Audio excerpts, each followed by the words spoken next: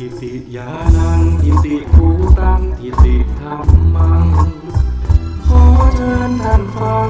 ในสัพแท้สามประการประการที่หนึ่งทิฏฐิญาณังเป็นทาน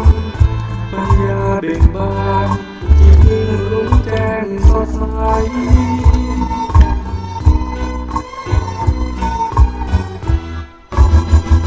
ทิฏฐิภูตังบอกต่อให้ฟังประการที่สอ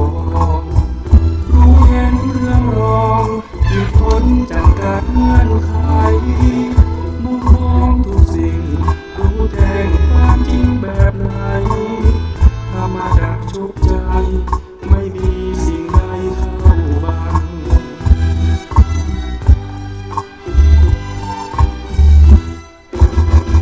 ประการที่สามสัพพีงดงามหนักหนาพระท่านบอกว่าก็คือทิฏฐิธัมมังทำเดิมที่แท้พ้นจากสังขารธรรมจิตว่างเลิศล้ำหรือสุญญตานิพพาน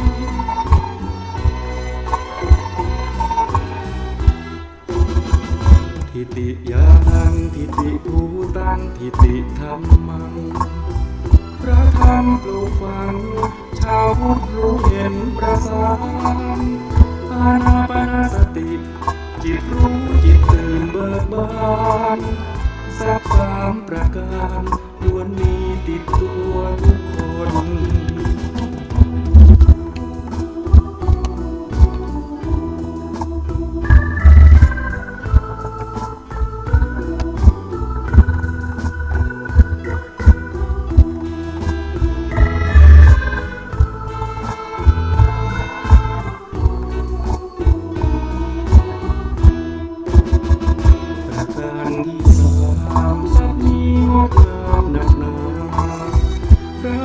บอกว่าก็คือทิฏฐิธัมมังทำเดิมที่แท้พ้นจากสังขารธรรม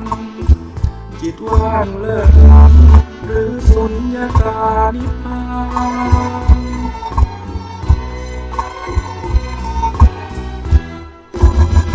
ทิฏฐิญาณังทิฏฐิภูตังทิฏฐิธัมมังพระธรรมปลูกฝังชาวพุทธรู้เห็นประสานอานาปานสติจิตรู้จิตตื่นเบิกบานสัพสามประการล้วนมีติดตัวทุกคน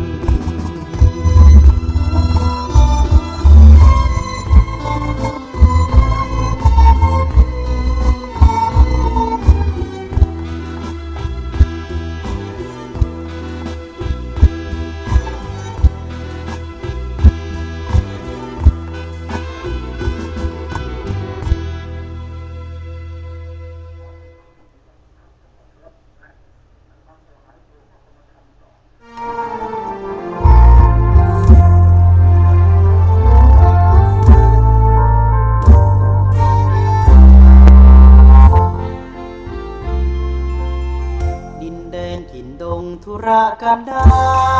รมีนามเรียกขานของศิษย์พระสถาคตผู้ออกเผยแผ่ธรรมะแก่ผู้ราชนมิให้มองมนปลดทุกข์ด้วยธรรมธรรมจาริกธรรมจาริกธรรมจาริกหรือว่ายอดดอยท่านไม่เคยคอยเฝ้าคอยชี้นำให้ใช้ธรรมะขององค์พระพุทธธรรมให้ใจสุขล้ำน้อมนำทำกันดีธรรมจาริกธรรมจาริกธรรมจาริก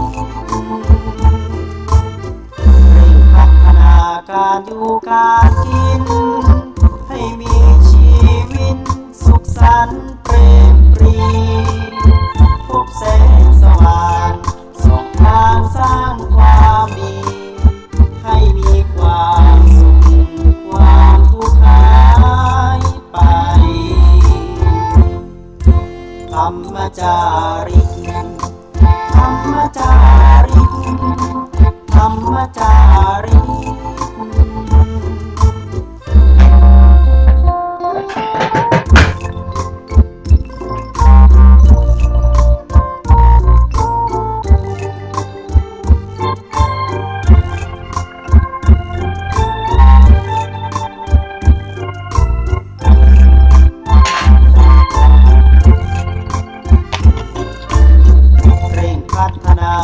การอยู่การกินให้มีชีวิตสุขสันต์เปรมปรีพบแสงสว่างส่องทางสร้างความดีให้มีความสุขความทุกข์หายไปธรรมจาริกธรรมจาริก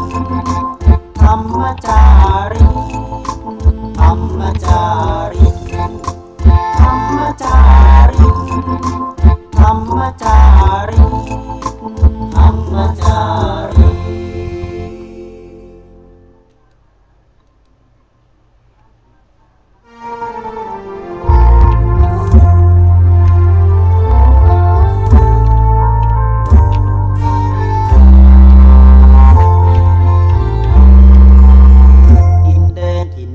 ธุรกันดา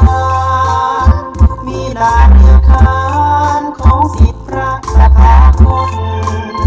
ผู้ออกเผยแผ่ธรรมะแก่ผู้ราชนมีให้มองมนปลดทุกข์ด้วยทางธรรมธรรมจาริกธรรมจาริกธรรมจาริกกลางป่าหรือว่ายอดดอยท่านไม่เคยคอยเฝ้าคอยชี้นำให้ใช้ธรรมะขององค์พระพุทธธรรมให้ใจสุขล้ำน้อมนำทำกรรมดีธรรมจาริกธรรมจาริกธรรมจาริกเร่งพัฒนาการอยู่การกินให้มีชีวิตสุขสันต์เปรมปรีพบแสงสว่างส่องทางสร้างความดีให้มีความสุขความทุกข์หายไปธรรมจาริกธรรมจาริกธรรมจาริก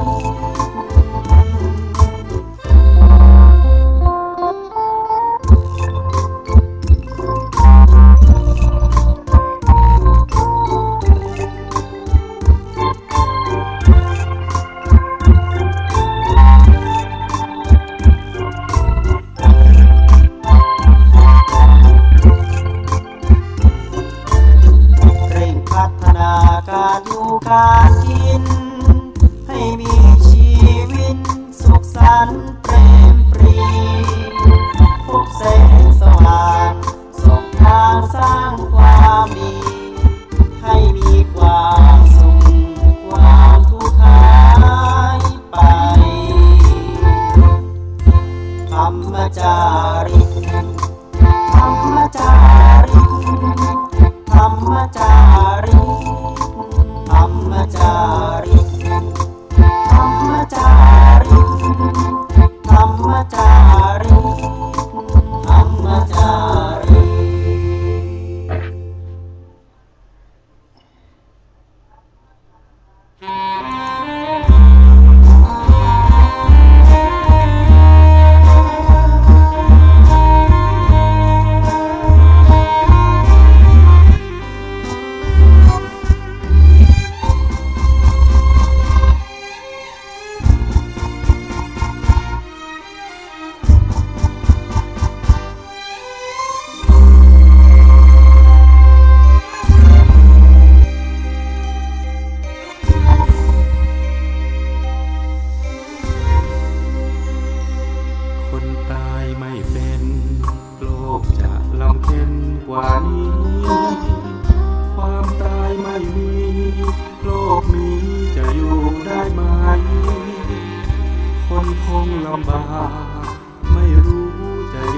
อย่างไร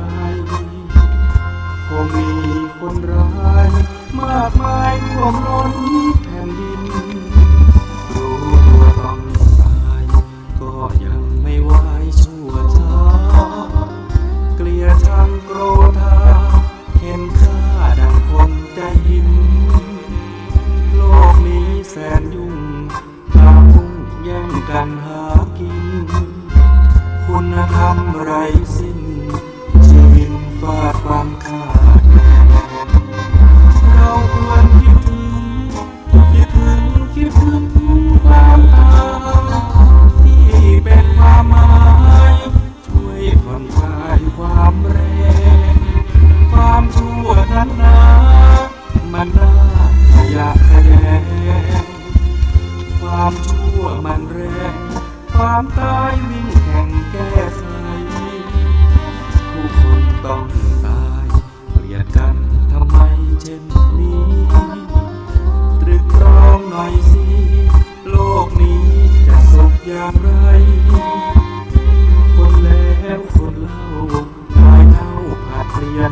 ไป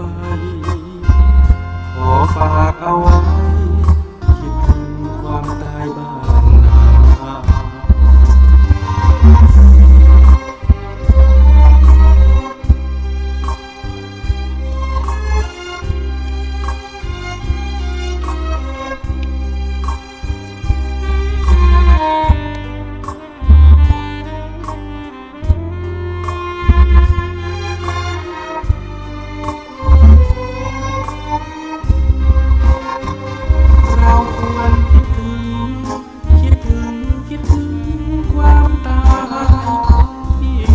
ความหมายช่วยผ่อนคลายความแรงความชั่วนั้นนะมันน่าขยะแขยงความชั่วมันแรงความตายวิ่งแข่งแก้ไขทุกคนต้องตายเกลียดกันทำไมเช่นนี้ตรึกตรองหน่อยสิโลกนี้จะสุขอย่างไรคนแล้วคนเล่าทำไมเล่าผัดเปลี่ยนกันไปขอฝากเอาไว้คิดถึงความตายบ้างนะขอฝากเอาไว้คิดถึงความตายบ้างนะ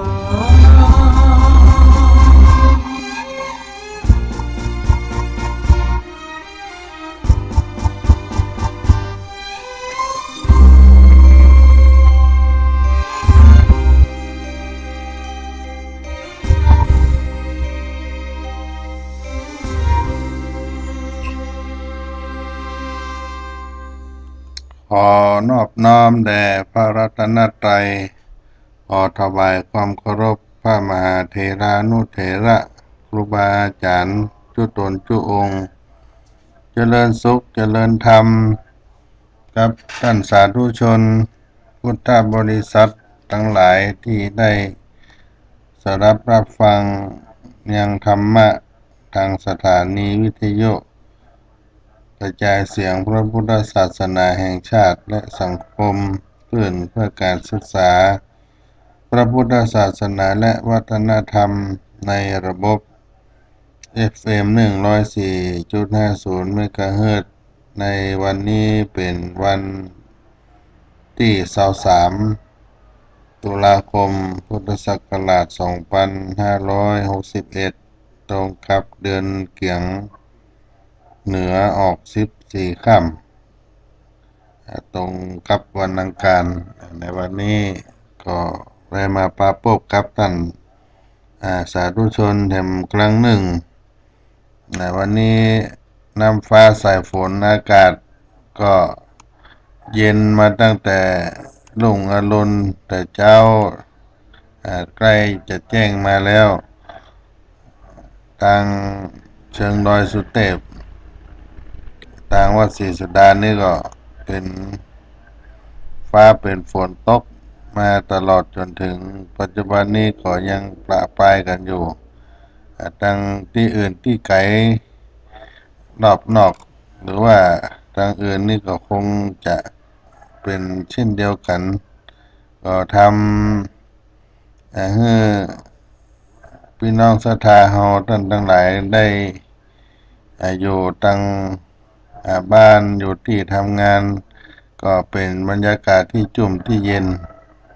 แล้วก็วันนี้เป็นวัน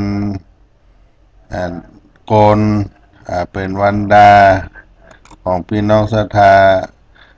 ท่านสาธุชนทั้งหลายที่จะเตรียมตั๋วเตรียมใจในการทำบุญของวันออกพรรษาที่จะมาถึงในวันพรุ่งนี้ก็เป็นกิจกรรมสำคัญของบรรดาพี่น้องชาวพุทธของเราที่ได้ทำเป็นสิ่งที่เป็นการ สร้างสมบุญกุศลช่วงระยะเวลาที่เราได้มาบำเพ็ญยังบุญบารมีของเราตลอด ในช่วงเข้าพรรษามานี้ก็ทำให้เฮานั้นได้บุญได้กุศลนอกนั้นก็ยังเป็นสิ่งที่ทำให้เฮานั้นได้มีสุขภาพจิตสุขภาพใจในการได้ศึกษาค้นคว้าพระธรรมคำสอนขององค์สมเด็จพระสัมมาสัมพุทธเจ้าตลอดมา3 เดือนก็ถือว่าเป็นสิ่งที่เราทำแล้วเป็นมงคลกับชีวิตที่เราได้มาประพฤติปฏิบัติธรรมการประพฤติธรรมเป็นการประพฤติตนให้อยู่ในกรอบด้วยความถูกต้องและก็คุณงามความดีทั้งปรับปรุงพฤติกรรมของตนให้ดีให้สมให้เกิดเป็นคนและมีความเที่ยงธรรมบัดลำเอียงเราจะหันได้ว่าการประพฤติธรรมนั้นพระสัมมาสัมพุทธเจ้าได้ตรัสไว้เป็นมงคลที่16ก่อนมงคลที่17-18การทรงก็ญาติและการทำงานมีโทษเหตุที่พระองค์ทรงวางลำดับมงคลว่าด้วยการประพฤติธรรมไว้ตรงนี้ก็เพราะเป็นการสงเคราะห์ญาติและการทำงานมีโทษซึ่งเป็นการทำงานเพื่อส่วนรวมนั่นเราต้องมีการทำงานติดต่อกับคนจำนวนมากซึ่งมีอัธยาศัยต่างๆกันไปถ้าบัดได้ระมัดระวังให้ดีแล้วโอกาสที่จะกระทบกระทั่งกันก็มีนักมีหลายโอกาสที่จะทำงานเสียขาดเพราะความเป็นธรรมก็มีมากเช่นกันดังนั้นก่อนทำงานเพื่อส่วนรวมก็จึงต้องประพฤติธรรมเป็นการปรับปรุงตัวเก่าปรับปรุงตนเองให้พร้อมที่จะอยู่ร่วมกันในสังคมอย่างผาสุกมานำความเดือดร้อนมาสู่ตัวเก่าและก็คนอื่นซึ่งก็ได้แก่การประพฤติธรรมปฏิบัติตนอยู่2ลักษณะ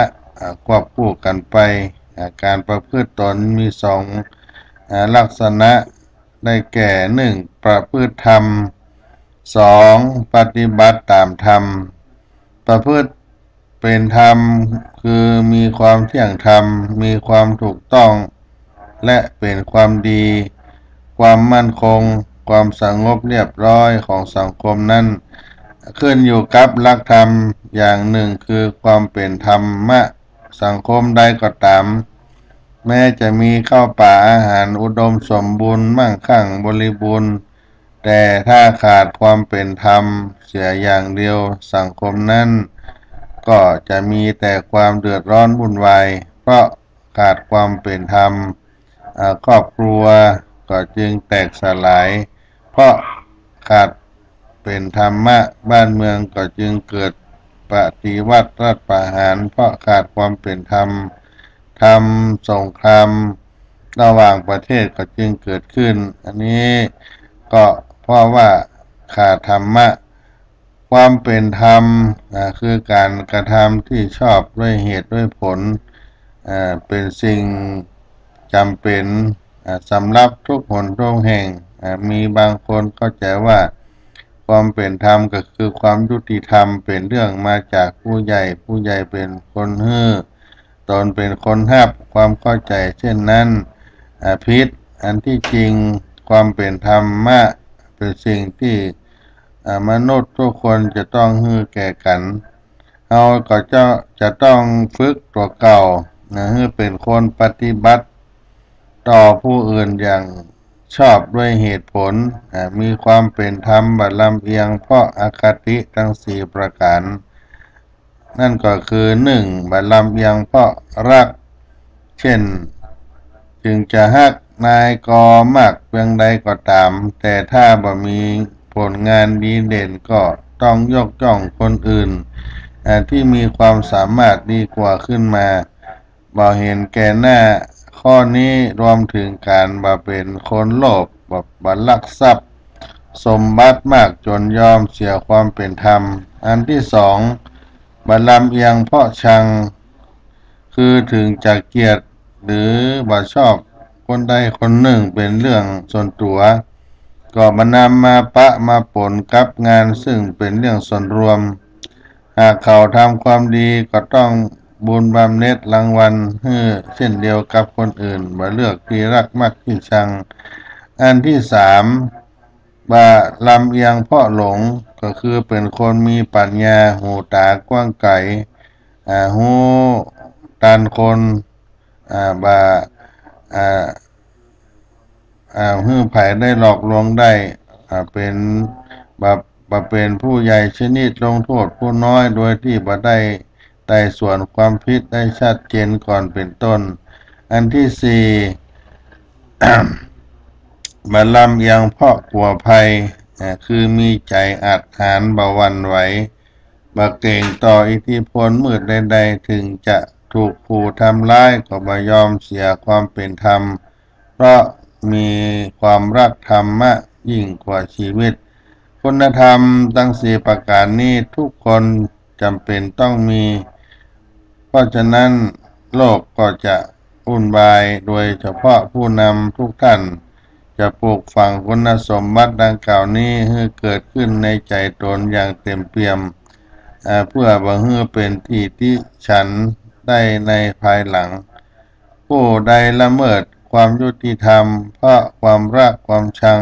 ความโง่เขลาความกลัวยอดของผู้นั้นย่อมเด่นดุจดวงจันทร์เปล่งแสงสว่างในข้างคืนทุกค่ำคืนการประพฤติตามธรรมคือการประพฤติตน ตามธรรมะที่พระสัมมาสัมพุทธเจ้าพระองค์ได้ทรงสั่งสอนฝึกฝนอบรมตัวเก่าให้คุณธรรมในตัวสูงขึ้นตามลำดับการได้แก่การปฏิบัติตามหลักกุศลกรรมบททั้ง10ประการอันที่หนึ่งนั้นเว้นจากการเบียดเบียนชีวิตการเบียดเบียนชีวิตการฆ่าสัตว์การไปฆ่าคนฆ่าสัตว์ที่มีคนบ่ไปฆ่าคนทั่วไปการฆ่าสัตว์อื่นๆเจตนารมณ์ของกุศลกรรมบทข้อนี้ต้องการให้ทุกคนได้รู้จักแก้ปัญหาโดยสันติวิธีบ่ใช่โดยวิธีฆ่าอีกฝ่ายหนึ่งเสียเพราะการฆ่านั้นผู้ฆ่าย่อมเกิดความทารุณโหดร้ายขึ้นในจิตในใจทำให้ใจเฮาเศร้าหมองและตนก็ต้องรับผลกรรมต่อไปและต้องคอยหวาดระแวงว่าญาติพี่น้องเขาจะมาทำร้ายต่อตัวเก่าตอบเป็นการแก้ปัญหาซึ่งจะสร้างปัญหาอื่นๆต่อมาโดยที่ประจบสิ้นอันที่สองนั้นเว้นจากการลักทรัพย์คือบ่แสวงหาทรัพย์มาโดยทางทุจริตเช่นการลักขโมยเอาลับหลังการฉกชิงซึ่งหน้าการโชคไปขู่เอาการปล้นรวมหัวกันแย่งเอาไปตู่เถียงเอาไปช่อโกงเอาไปหลอกทำให้เขาหลงเชื่อแล้วในทรัพย์ไปลวงเบี่ยงบ่ายลวงเขาไปปลอมทำของที่บ่จริงตบัดปฏิเสธไปเบียดบังซุกซ่อนเอาบางส่วนทรัพย์เปลี่ยนแอบเปลี่ยนของเปิ้นลักลอบแอบนำเข้าหรือว่าออกยักยอกได้เบียดบังเอาของในหน้าที่ตนเจตนารมณ์ของกุศลกรรมบทข้อนี้ก็ต้องการให้ทุกคนทำมาหาเลี้ยงชีพโดยสุจริตซึ่งจะทำให้ใจทรัพย์ได้เต็มอิ่มบ่ต้องหวาดระแวงว่าจะมีภัยมาทวงคืนอันที่สามเว้นจากการประพฤติผิดในกามคือบากระทำผิดในทางเพศบ่ลูกอำนาจแก่ความกำนัดเช่นการเป็นโจ้เจิงกับสามีภรรยาคนอื่นการข่มขืนการชุดฆ่าอนาจาร อันนี้ก็เว้นจากการประพฤติผิดในกามอันที่สี่เจตนารมณ์อันที่สามที่เป็นประพฤติการประพฤติในกามนั้นเจตนารมณ์ของกุศลกามบทนี้ต้องการให้ทุกคนนั้นมีจิตใจสูงเคารพในสิทธิของเพื่อนมนุษย์ด้วยกันก็เป็นการรักษาความสงบเรียบร้อยในสังคมอันที่สี่เว้นจากการพูดเท็จกุศลกามบทนั้นที่สี่คือจะต้องเจตนาให้คนฟังเข้าใจผิดไปจากความเป็นจริงซึ่งรวมถึงการทำเท็จให้คนอื่นหลงเชื่อรวม7วิธีด้วยกันนั่นก็คือพูดปดโกหกซึ่งหน้าทนสาบานอ้างสิ่งต่างๆทำให้คนอื่นได้เชื่อทำเล่ทำกลอุบายหรือเงื่อนงำอันทำให้คนอื่นหลงเข้าใจผิดเป็นมารยาเช่นเจ็บน้อยทำให้เป็นเจ็บหนักทำเล่ทำทีให้ผู้อื่นตีความคาดเคลื่อนเอาเองเสริมความเรื่องน้อยเดียวก็ให้เป็นเรื่องใหญ่อามความก็คือเรื่องใหญ่ปิดบังไว้ให้เป็นเรื่องน้อยอันนี้ก็เป็นการอู้เท็จเว้นจากการสิ่งเรื่องไหนเหล่านี้ก็คือบายอมอู้กรรมเทศเพราะเหตุแห่งตนกลัวภัยจะมาถึงตนจึงโกหกเว้นจากการพูดเท็จต่างๆเหล่านี้ก็คือบายอมอู้กรรมเทศเพราะเหตุแห่งคนอื่นละเขาอยากให้เขาได้ประโยชน์จึงโกหกหรือเพราะเกลียดเขาหากให้เขาเสียประโยชน์ก็จึงได้โกหกบายอมพูดเท็จเพราะหันแก่อามิสสินบนเช่นอยากได้ทรัพย์สินเงินทองสิ่งของจึงได้โกหกเจตนารมณ์ของกุศลกามบทข้อนี้ก็ต้องการให้ทุกคนมีความสัตย์จริงกล้าเผชิญกับความจริงอย่างสุภาพชนวันนี้ปัญหาหรือหาประโยชน์ใส่ตัวด้วยการอู้เท็จอันที่ห้านั้นเว้นจากการพูดส่อเสียดคือบาเก็บความข้างนี้ไปบอกข้างนั้นความข้างนั้นมาบอกข้างนี้ด้วยเจตนาจะยุแย่ให้เปิ่นได้แตกแยกกันควรที่จะกล่าวคำที่ให้เกิดความสามัคคีสมานจิตสมานใจกันเจตนารมณ์ของกุศลกรรมมาบทข้อนี้ก็ต้องการให้คนต้องการมาให้คนเฮาหาความชอบด้วยการประจบสอพรว่าเป็นบางช่างยุต้องการให้หมู่คณะสงบสุขสามัคคีอันที่หกเว้นจากการอู้คำหยาบคือบ่พูดคำที่ให้คนฟังเกิดความระคายใจครูดหูและสอว่าผู้ที่อู้เองเป็นคนมีสกุลต่ำได้แก่คำด่าคำประชดคำกระทบคำแดกดันคำสบถคำหยาบโลนคำอาฆาตคำด่าก็คือพูดเพ็ดร้อนแทงหัวใจพูดกดฮือต่ำคำประชดพูดกระแทกแดกดันคำกระทบพูดเปรียบเปรยให้เจ็บใจเมื่อได้คิดคำแดกดันพูดกระแทกกระทันคำสบถคือพูดแช่งชักหักกระดูกคำหยาบโลนก็พูดคำที่สังคมรังเกียจคำอาฆาตได้อู้ฮือหวาดกลัวเพราะจะถูกทำร้ายเจตนารมณ์ของกุศลกรรมบทนี้ต้องการให้ทุกคนได้เพื่อเป็นสุภาพชนรู้จักสำรวมวาจาของตน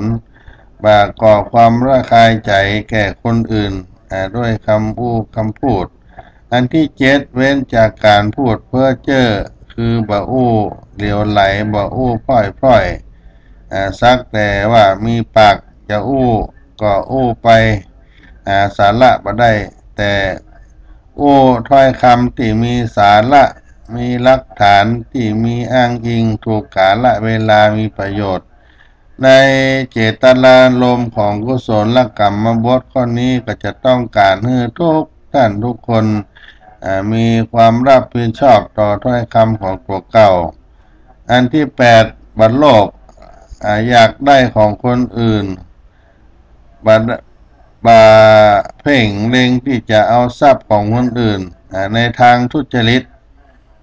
เจตนารมณ์ของกุศลกรรมบทข้อนี้จะต้องการให้คนเคารพในสิทธิเข้าของคนอื่นมีจิตใจสงบบ่ฟุ้งซ่านบ่ได้หวั่นไหวกระเพื่อมไปด้วยความอยากได้ทรัพย์ของคนอื่นทำให้มีใจผ่องแผ้วมีความเอื้อเฟื้อเผื่อแผ่พร้อมที่จะสร้างประโยชน์ให้แก่สังคมส่วนรวมอันที่9บ่พยาบาทปองร้ายเขาคือบ่ผูกใจเจ็บบ่คิดอาฆาตล้างแค้นบ่จองเวรมีใจเบิกบานแจ่มใสบ่ขุ่นมัวบ่เกือกตัวด้วยโทสะจริตเจตนารมณ์ของกุศลกรรมบทข้อนี้ต้องการให้คนเฮาฮู้จักให้อภัยทานบ่คิดทำร้ายทำให้จิตใจสงบผ่องแผ้วเกิดความคิดสร้างสรรค์อันที่10บาหันพิษจากครองธรรมคือบาคิดแย่งกับหลักธรรมเช่นว่ามีความหันที่เป็นสัมมาทิฏฐิ10ประการนั้นมีอันใดพ้องอันที่1นั้นเห็นหันว่าการให้ทานดีจริงจึงควรทำอันที่2หันว่ายันที่บูชาแล้วมีผลคือเห็นว่าการสงเคราะห์ช่วยเหลือบุคคลอื่นเป็นสิ่งที่ดีก็ควรทำอันที่3หันว่าการบูชาบุคคลที่ควรบูชาดีจริงก็ควรทำอันที่4หันว่าผลแห่งกรรมดีกรรมชั่วดีจริงอันที่5หันว่าโลกนี้มีจริง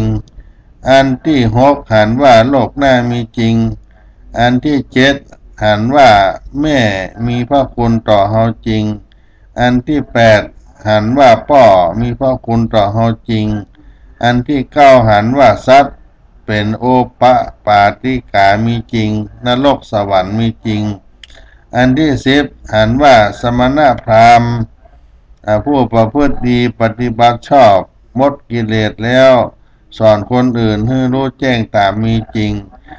ในเจตนารมณ์ของกุศลกรรมบทนี้ต้องการให้คนเฮามีพื้นใจดีมีมาตรฐานมีความคิดที่ถูกต้องยึดถือค่านิยมที่ถูกต้องมีวินิจฉัยถูกมีหลักการมีแนวความคิดที่ถูกต้องส่งผลให้ความคิดในเรื่องอื่นถูกต้องไปตามไปโดยเฮาบ่หันทำแม้สักอย่างซึ่งจะเป็นเหตุให้กุศลกรรมให้กุศลธรรมที่ยังบ่เกิดขึ้นหรือกุศลกรรมที่เกิดขึ้นเล็กหรือว่ากุศลธรรมที่เกิดขึ้นแล้วเพิ่มพูนไพบูรย์ยิ่งขึ้นเหมือนอย่างสร้างสัมมาทิฏฐิอันนี้คุณธรรมดัง10ประการนี้ทุกคนเราจะต้องจำเป็นต้องฝึกให้มีในตนเฮามีในตัวเฮาเนี่ยโดยเฉพาะผู้นำผู้ที่จะบำเพ็ญประโยชน์แก่สังคมส่วนรวมจะต้องฝึกให้มีในตัวเก่าอย่างเต็มที่จึงจะทำงานได้ผลดีธรร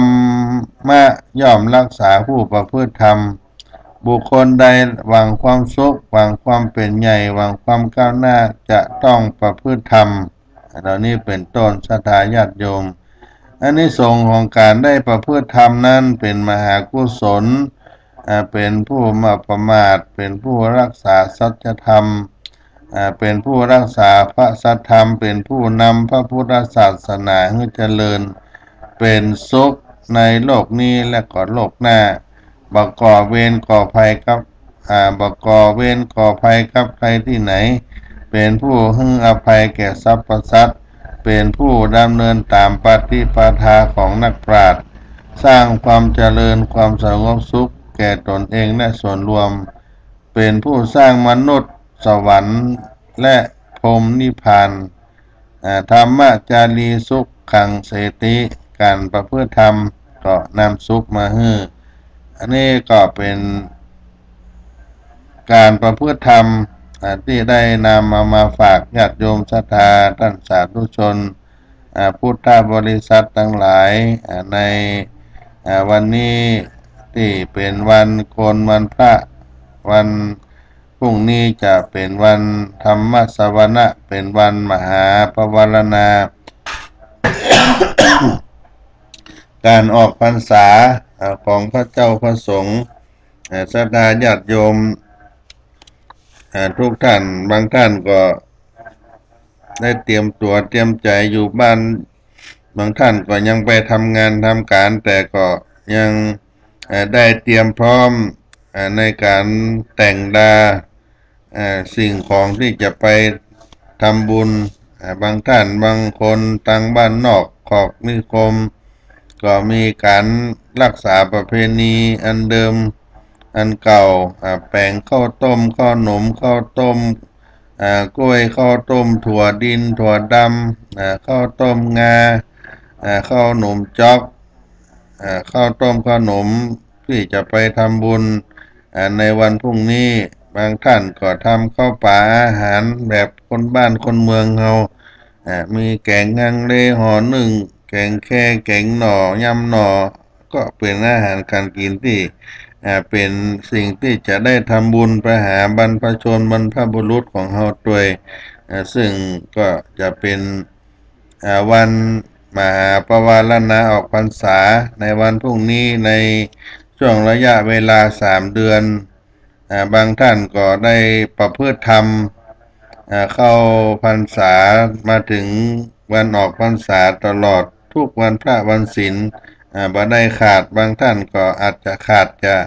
มีภารกิจบ้างแต่ว่าในจิตในใจนั้นก็อยู่ในวัดในวา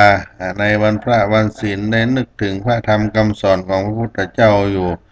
เพราะฉะนั้นวันนี้ก็เป็นวันแต่งวันดาเป็นวันจัดเตรียมจัดหาสิ่งที่จะไปถวายทำบุญให้ทานบางท่านก็เตรียมทานขันเข้าไปถวายให้บรรพชนบรรพบุรุษให้คุณพ่อคุณแม่ปู่ย่าตายายและก็ได้ทำบุญให้กับสรรพสัตว์ทั้งหลายและอุทิศให้กับผู้มีพระคุณเหล่านี้เป็นต้นก็เป็นการได้ทำบุญในวันประเพณีออกพรรษาของพื้นบ้านล้านนาของเฮาและในวันออกพรรษานี้ก็เป็นวันที่ทุกท่านจะได้ปวารณาออกพรรษาเป็นวันที่องค์สมเด็จพระสัมมาสัมพุทธเจ้าที่พระองค์ทรงมีพระบรมพุทธานุญาตให้หมู่สงฆ์ได้ทำปวารณาต่อกันคืออนุญาตให้ได้ว่ากล่าวตักเตือนซึ่งกันและกันในเมื่อได้หันได้ยินได้รังเกียจสงสัยอย่างเกิดขึ้นเพื่อที่จะได้สำรวมระวังในโอกาสต่อไปและควรที่พุทธศาสนิกชนจะได้อนุวัตมาประพฤติปฏิบัติต่อกันทำให้สังคมนั้นน่าอยู่ได้ยิ่งขึ้นมีคำภาษิตได้กล่าวไว้ในทางพระพุทธศาสนาอนุชานามิภิกขเววัสสังวุฒานังภิกขุนังติหิฐาเนหิปวาเลตุงทิเถนาวา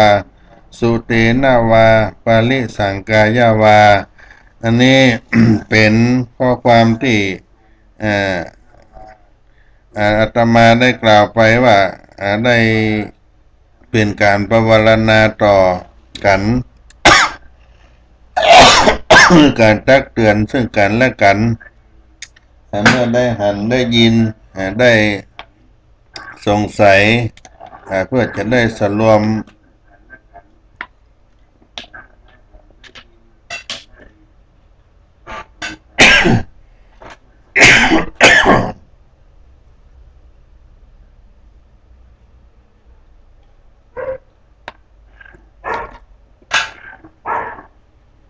ก็ขอสุมาภัย บรรดาญาติโยมอากาศเย็นความเป็นหวัดเป็นไอก็มาเยือนและได้เสียงมาหม่นมางานก็ขอ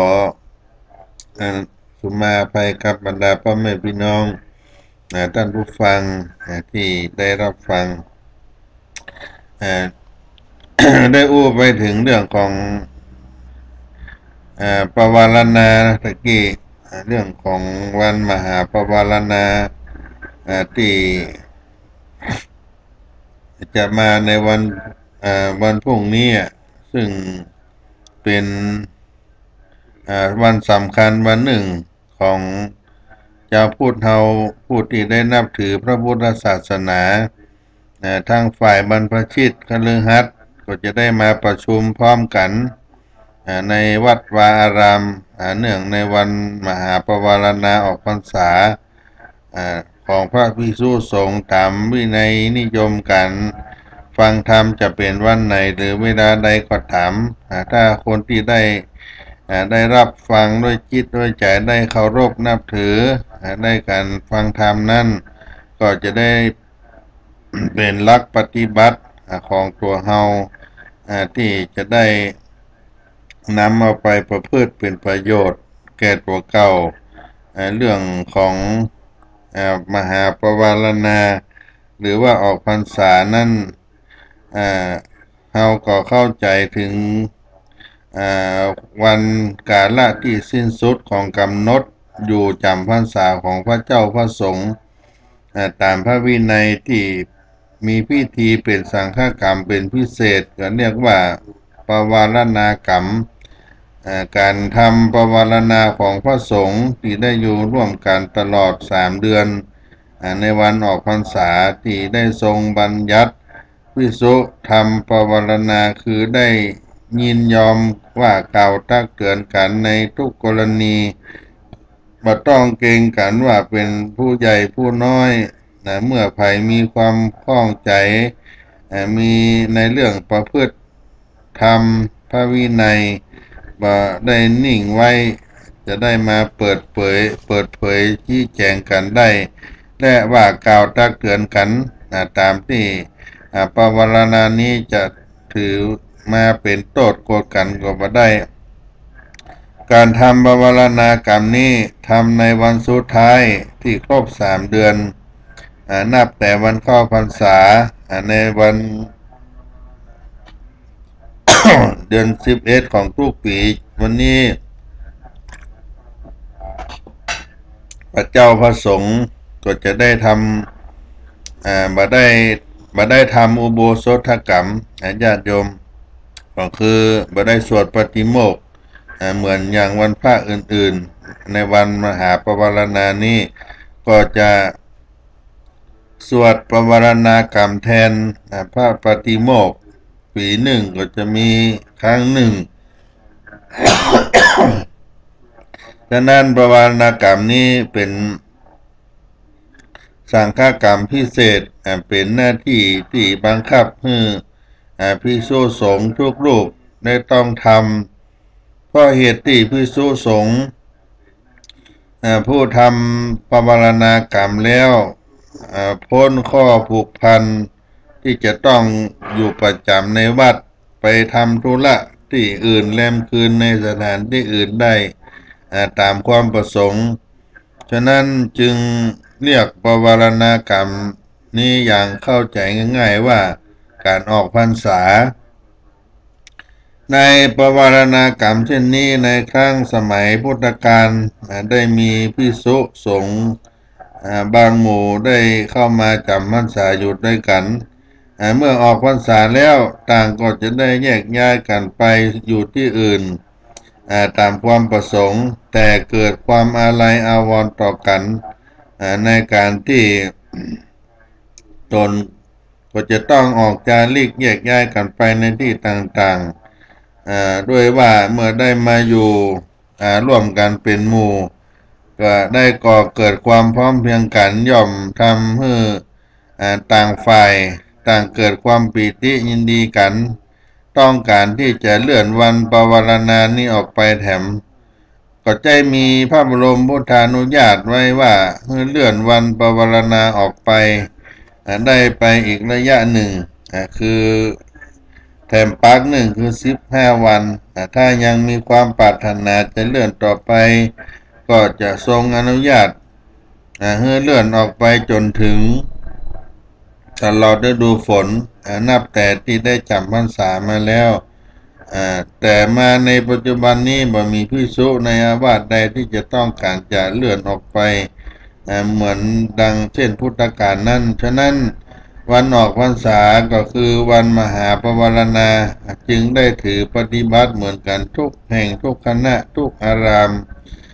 คือปวารณาในวันขึ้น15 ค่ำเดือน11ของทุกๆปีก็ตรงกับเดือนเกียงเหนือของเมืองเหนือเฮาอันนี้ปวารณานั้นมี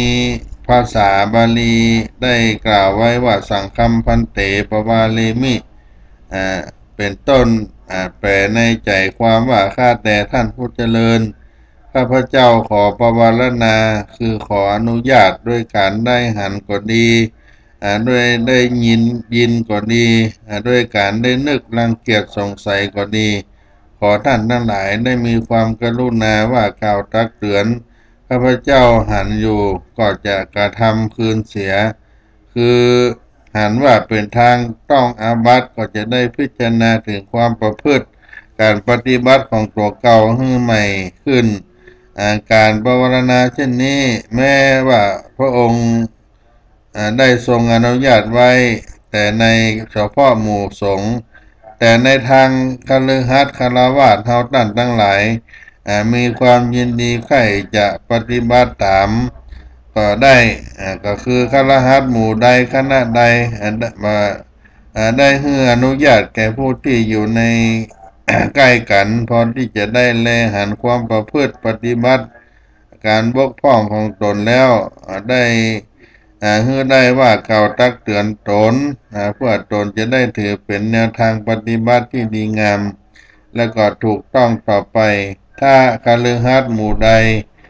คณะใดมีอัธยาศัยเปิดเผยอยู่อย่างนี้ก็จะเป็นเหตุให้คณะนั้นหมู่นั้นมีความประพฤติดีประพฤติชอบด้วยกายวาจาใจเรื่องการปวารณานี้สาธุชนทั้งหลายจะนำมาใช้ในสังคมตนก็จะเกิดประโยชน์เป็นอันนักเพราะเป็นการเปิดโอกาสให้กล่าวตักเตือนกันเพราะพระสัมมาสัมพุทธเจ้าทรงสรรเสริญว่าเป็นทางแห่งความเจริญถ้าในครอบครัวสามีภรรยาลูกเต้าผู้เกี่ยวข้องย่อมจะมีการกระทบกระทั่งกันบันนักกันหน่อยถ้าสามีมีเรื่องมีราวได้ทำหน้าที่ภรรยาก็ได้ตักเตือนด้วยความหวังดีก็บ่ถือโทษกดเคืองกันถ้าภรรยาบ่ได้มีภาระหน้าที่ทำความเป็นภรรยาในบ้านในเรือนก็สามีได้ตักเตือนกันก็จะเกิดให้เกิดประโยชน์ซึ่งกันและกันได้ เป็นผลดีกับครอบครัวของเราและลูกเต้าก็เมื่อหันพ่อแม่ปองดองกันก็จะมีความอบอุ่นมีความประพฤติที่ดีงามเหมือนกับพ่อกับแม่อันเป็นตัวอย่างให้เราเช่นเดียวกันเพราะฉะนั้นครอบครัวของเราที่อยู่ในบ้านในเรือนได้ถ้อยทีถ้อยอาศัยซึ่งกันและกันก็จะเกิดความสุขเหมือนสวรรค์ในบ้านในเรือนที่มีการได้นำเอาการปวารณากรรมนี้เอาไปใช้ถ้าเป็นในสถาบันการศึกษาโรงเรียนก็ได้นำเอาไปใช้ก็จะให้เกิดประโยชน์ในการประพฤติปฏิบัติของนักเรียนก็จะเป็นระเบียบแบบแผนที่ดีที่งามต่อสังคมต่อประเทศชาตินั้นขึ้นไปอย่างนี้เป็นต้นแล้วก็การปวารณานี้เป็นสิ่งที่ดีได้ให้โอกาสแก่กันเพื่อจะได้กล่าวตักได้เตือนกันที่ได้มีบาลีได้กล่าวไว้ข้างต้นนั้น ว่าความหมายนั้นท่านทั้งหลายข้าพเจ้าขอปวารณาต่อคณะสงฆ์จะได้หันได้ยินได้นึกสงสัยว่าข้าพเจ้าได้ทำผิดก็ตามได้ขอท่านทั้งหลายได้อนุเคราะห์ว่ากล่าวตักเตือนแก่ข้าพเจ้าเพื่อข้าพเจ้าทราบแล้วก็จะได้แก้ไขต่อไปเช่นนี้ก็เป็นข้อที่ให้เกิดความสามัคคีหมู่คณะเป็นบัญญัติพระวินัยเป็นข้อปฏิบัติที่ทันสมัยสาธุชนก็ได้นำไปใช้ในสังคมแต่ละท่านก็เป็นประโยชน์เป็นอย่างยิ่งที่ท่านทั้งหลายจะได้นำเอาไปใช้เช่นดังพระเจ้าพระสงฆ์ที่ได้ปวารณากรรมในวันออกพรรษาที่จะมาถึงในวันพรุ่งนี้และที่สำคัญญาติโยมก็ได้ปฏิบัติหน้าที่ของตัวเก่าเนาะมีการทำบุญตักบาตรได้ถวายภัตตาหารแก่พระเจ้าพระสงฆ์ก็ไปฟังธรรมะพระมเทศนาที่พระเจ้าพระสงฆ์เพิ่นจะได้แสดงธรรมให้ฟังในวันพระวันมหาปวารณาเหล่านี้เป็นต้นก็จะเกิดความรู้สติปัญญาเกิดขึ้นเป็นสิ่งที่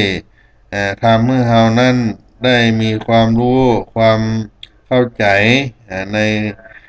ทางพระพุทธศาสนานี้เกิดขึ้นเป็นยิ่งนักก็เป็นพิธีกรรมเป็น ผลที่ทำให้เราได้มีโอกาสได้ทำคุณงามความดีในวันสำคัญในทางพระพุทธศาสนาและเป็นการมาให้อภัยต่อกันและกันในช่วงที่ได้อยู่ตลอด3 เดือนที่เราได้มาวัดมาวาได้มาทำบุญกิจทานด้วยกันก็จะได้มีโอกาสให้ความคิดความหันที่ดีซึ่งกันและกันครับสหธรรมเพื่อนมิตรที่ได้มาประพฤติปฏิบัติธรรมด้วยกันโดยก็ได้นำมาฝากครับพ่อแม่พี่น้องศรัทธาท่านทั้งหลายเพื่อว่าให้ได้ละเสียยังประเพณีอันดีงามของชาวพุทธของเฮาในวันนี้เป็นวันแต่งวันดาเป็นวันเตรียมสัมภาระอาหารเพื่อจะได้ไปถวายเป็นทานและก็ได้อุทิศส่วนบุญกุศลไปหาบรรพบุรุษบรรพชนครูบาอาจารย์ต่อสรรพสัตว์ทั้งหลายและก็จะได้ให้เฮานั้นได้มีความเบิกบานในการทำบุญได้มีจิตใจผ่องใสในการได้รับธรรมะโดยก็ฝากไว้ว่าวันนี้ก็เป็นวันสำคัญแถมวันหนึ่งในประเทศชาติบ้านเมืองของเฮาที่ท่านทั้งหลายคงจะได้ทราบกันเนาะเป็นวันปิยมหาราชทุกวันที่23 ตุลาคมของทุกปีก็เป็นวันสำคัญเป็นวันยศราชการของไทยก็เป็นที่รู้จักกันวันปิยมหาราชนั่นเป็นวันเลิกทาสตั้งแต่ปีพุทธศักราช 2417 เป็นต้นมาห้ามมีการซื้อขายทาสของประเทศไทยแห่งต่อไปอันนี้เป็นวันสำคัญของประเทศชาติบ้านเมืองของเฮาได้น้อมรำลึกถึงพระบาทสมเด็จพระจุลจอมเกล้าเจ้าอยู่หัวในรัชกาลที่5ซึ่งวันที่23 ตุลาคมนั้นเป็นวันคล้ายวันสวรรคตของพระองค์ท่านพระองค์มีพระมหากรุณาธิคุณอันยิ่งใหญ่ต่อประเทศชาติบ้านเมืองของเฮาหลายด้านหลายสิ่งและที่โดดเด่นก็คือทรงประกาศเลิกทาสเป็นการยุดวงจรการเป็นทาสเพราะเมื่อสมัยก่อนหากพ่อแม่เป็นทาสลูกที่เกิดมาก็จะต้องเป็นทาสต่อไปเรื่อยๆทางราชการก็จึงได้ประกาศให้วันที่23 ตุลาคมของทุกปีเป็นหนึ่งในวันที่ระลึกถึงความสำคัญของเหตุการณ์ในชาติเรียกว่าวันปิยมหาราชเป็นวันยุทธราชการเป็นวันสวรรคตของในหลวงรัชกาลที่ พระบาทสมเด็จพระจุลจอมเกล้าเจ้าอยู่หัวก็มีการวางหน่วยงานราชการก็จะมีการวางพวงมาลาดอกไม้ที่พระบรมรูปทรงมาด้วยความเพียงเป็นที่รำลึกนึกถึงพระมหากรุณาธิคุณขององค์พระบาทสมเด็จพระจุลจอมเกล้าเจ้าอยู่หัวที่พระองค์นั้นได้ทรงเลิกทาสให้กับประชากรประเทศไทยบ้านเมืองของเราเพราะฉะนั้นวันนี้เป็นวันสำคัญของบ้านของเมืองเราพี่น้องท่านสาธุชนตั้งหลายบางท่านก็ได้ไปกราบไปไหว้พระบรมสายลักษณ์ของพระองค์ท่านบางท่านก็เข้าวัดทำบุญบางท่านก็มีเหรียญมีรูปอยู่ในบ้านในเฮือนก็เอามาบูชาสักการะนอบน้อมไว้ถึงพระมหากรุณาธิคุณของพระองค์ท่านบางท่านก็มีเจตใจเคารพนับถือมีการสักการะบูชาตลอดทุกวันก็มีเพื่อนก็ได้มีคำบูชาคำสักการะต่อพระองค์ท่านได้มีการถวายพวงมาลาดอกไม้มีการนึกถึงบุญคุณของท่านและก็เป็นที่ฮักแก่คนทั้งหลายคำว่าปิยมหาราชเป็นที่ฮักอันนี้ก็ถือว่าเป็นสิ่งที่เราได้หวนรำลึกนึกถึงคุณงามความดีขององค์พระบาทสมเด็จพระเจ้าอยู่หัวในรัชกาลที่5ที่พระมหากรุณาธิคุณของพระองค์นั้นมีมากยิ่งใหญ่มหาศาลต่อประเทศชาติบ้านเมืองก็ได้กินได้ทานได้รำลึกถึงพระองค์ท่านก็เป็นวันสำคัญที่ได้ต่อเนื่องกัน หลายวันวันนี้วันปิยมหาราชวันพรุ่งนี้ก็จะเป็นวันมหาปวารณาออกพรรษาและบางวัดบางวาก็ยังยึดถือประเพณีการตักบาตรในวันเพ็ญพุธด้วยเพราะว่าปีนี้วันศีลหลวงก็จะตรงกับวันพุธเรียกว่า การใส่บาตรพระมหาอุปคุตที่ครูบาอาจารย์เพิ่นได้ออกธรรมะได้ให้ความรู้เรื่องของวันเพ็ญพุธประเพณีของภาคเหนือที่มีวันพระตรงกับวันพุธที่ได้มีการใส่บาตรตั้งแต่เที่ยงคืนเป็นต้นไปจนถึงข้ามวันถึงวันพุธในวันต่อไปจนถึงเวลาตี 1เป็นต้นไปอันนี้ก็เป็นการทำบุญตักบาตรตามประเพณีที่บูชาพระมหาอุปคุตซึ่งเป็นพระภิกษุที่มีความสำคัญในทางพระพุทธศาสนาที่อยู่ในสะดือทะเลในรอบปีหนึ่งก็จะขึ้นมาโปรดศรัทธาประชาชนในวันเพ็ญพุธอันนี้ก็เป็นการรักษาประเพณีที่เราได้ทำกันมาตั้งแต่ปู่ย่าตายายมาถึงปัจจุบันนี้ก็อนุโมทนาบุญกับศรัทธาญาติโยมด้วยกันเนอะจากนั้นก็จะมีประเพณีตักบาตรเทโวโลหานะญาติโยมต่อเนื่องกัน หลายสิ่งหลายอันเป็นวันพระเจ้าเปิดโลกในวันเดือนเกี่ยงแฮม1 ค่ำต่อเนื่องกันเนาะวันนี้วันปิยมหาราชตักบาตรเพ็ญพุธตักบาตรออกพรรษาตักบาตรเทโวโลหะนะในวันแรมค่ำเดือน11ของสากลเนี่ยได้ตักบาตรเทโวโลหะนะที่พระพุทธเจ้าได้เสด็จขึ้นไปโปรดพุทธมารดาบนสวรรค์ชั้นดาวดึงส์ตลอดพรรษาแล้วก็จะได้เสด็จลงมายังโลกมนุษย์ในสมัยนั้นที่เมืองสังกัสสนครการที่พระพุทธเจ้าได้เสด็จลงมานั้นด้วยเรียกว่าวันเทโวโลหะนะซึ่งก็จะมีอินตาพญา อินทร์พญาพรหมเทพบุตรเทวดาได้เสด็จลงมาด้วยในบันไดเงินบันไดคำบันไดแก้วน่ะเสด็จออกมาตั้งแต่หินเต้นบรรทุกรรมศิลาบาทของพระองค์ที่ได้นั่งบำเพ็ญแสดงธรรมลงมาถึงโลกมนุษย์ที่สังกสานครพระองค์ก็ได้เสด็จอยู่ท่ามกลางบันไดแก้วลงมาถึงโลกมนุษย์เป็นวันพระเจ้าเปิดโลกอันนี้เป็นต้นก็